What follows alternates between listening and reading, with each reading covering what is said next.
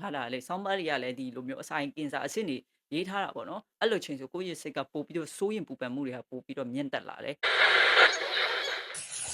အစာရင်ယောဂအကြီးကျယ်ဖြစ်ပြီးနောက်ပိုင်းမှာကျွန်တော်အသက်ရှင်အောင်ကိုယ်ကိုယ်နေရမှာဆိုတဲ့ရတော့ဟုတ်တယ်ဆိုယောဂနစကိုပို့ပြီးတော့ခံပြင်းလာတယ်အသက်ရှူရတာအရင်ကြက်လုံးလို့ကျွန်တော်အတန်တောင်ထွက်တယ်ပေါ့နော်အဲ့လိုမျိုးကျွန်တော်အလုပ်လည်းမလုပ်နိုင်တော့ဘူးကျွန်တော်အိပ်ရမှာလဲနေဓာတ်တွေလည်းတက်တယ်ကျွန်တော်အဲ့မှာတော်တော်ကြီးကိုခံရတယ်အဲ့တော့မဖြစ်တော့ဘူးဆိုမှကျွန်တော်နောက်ထပ်ဆေးခန်းတစ်ခုကိုကျွန်တော်ပြန်ပြောင်းခဲ့တယ်အချိန်မှာတော့ကျွန်တော်အလုံးဝအားရည်လည်းမရှိတော့ဘူးဆိုတော့ကျွန်တော်တို့ဆေးတွေလည်းတွင်ပေးတယ်အားဆေးတွေလည်းတွင်ရတယ်ပေါ့နော်နောက်ပြီးတော့ကျွန်တော်ထုံးစံအတိုင်းပဲကျွန်တော်အစာရင်ဆေးပဲပြန်ပေးတယ်ဒီလိုပဲကျွန်တော်မှာဆေးခန်းသွားလိုက်ဆေးတောက်လိုက်တက်တာလိုက်ဆေးခန်းသွားလိုက်ဆေးတောက်လိုက်တက်တာလိုက်နဲ့ဒီမှာတန်တရားလေနေတယ်ဒီလိုပဲနေရင်ကျွန်တော်ယူတော့မယ်ကျွန်တော်စိတ်ကလည်းလုံးဝအောက်ဆုံးမှရောက်နေပြီကျွန်တော်စိတ်တက်တယ်လည်းအရင်ကြာနေပြီကျွန်တော်အိပ်ယာမှာပဲနေတယ်ကျွန်တော်အမြဲတမ်း bike ကိုကင်ထားတယ် bike ကိုကင်ပြီးအမြဲတမ်းခွေပြီးနေတယ်ကျွန်တော်စကားလည်းမပြောချင်ဘူးအတွေးပေါင်းဆောင်ကကျွန်တော်ဘယ်လောက်နှိပ်စက်လဲဆိုရင်တစ်ခါလေဆိုရင်အရိပ်မဲမဲတွေအစားကျွန်တော်မြင်အောင်တို့လိုတွေဖြစ်လာပါတော့အဲ့ဒါတော့အဓိကကျွန်တော်စိတ်ကြောင်ပါတော့အဲ့ဒါနေစပြီးတော့ကျွန်တော်ကလေ့လာမှုကိုကျွန်တော်ပြုလုပ်တယ်ကျွန်တော်ဖြစ်နေတဲ့ယောဂလက္ခဏာတွေအားလုံးကိုကျွန်တော်ဒီ Google မှာရိုက်ရှာပြီးတော့ကျွန်တော်စပြီးလေ့လာခဲ့တယ် result တွေကဘယ်မှာပဲ point သွားထောက်ပြလဲဆိုရင် H pylori infection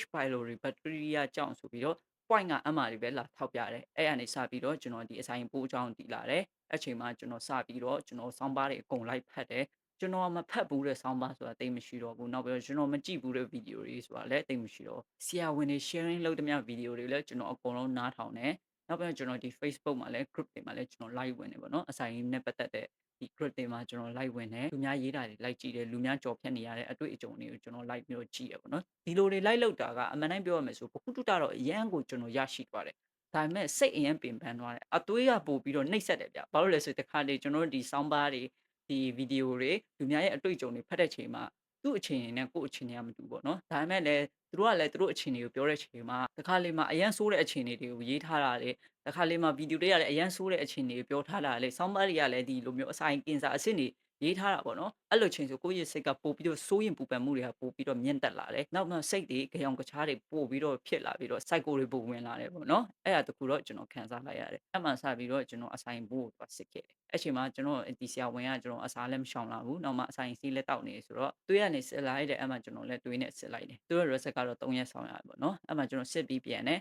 နောက်တစ်ရက်ကျတော့ကျွန်တော်ဘာဖြစ်လာလဲဆိုတော့ကျွန်တော်ဝမ်းသွားတဲ့အချိန်မှာတွေးတွေပါလာတယ်အဲ့တော့ကျွန်တော်ပို့ပြီးတော့ထိတ်လန့်သွားတယ်ဘာလို့လဲဆိုတော့ကျွန်တော် sound bar တွေဗီဒီယိုတွေလူများအတွေ့အကြုံတွေလည်းကျွန်တော်အများကြီးဖတ်ထားပြီးပြီလေဒီတွေးပါတဲ့အဆင့်ဆိုတာငါတော်တော်ကြီးကိုဆိုးတဲ့အဆင့်ဖြစ်နေပြီဆိုတော့ကျွန်တော်အောက်မှာပို့ပြီးတော့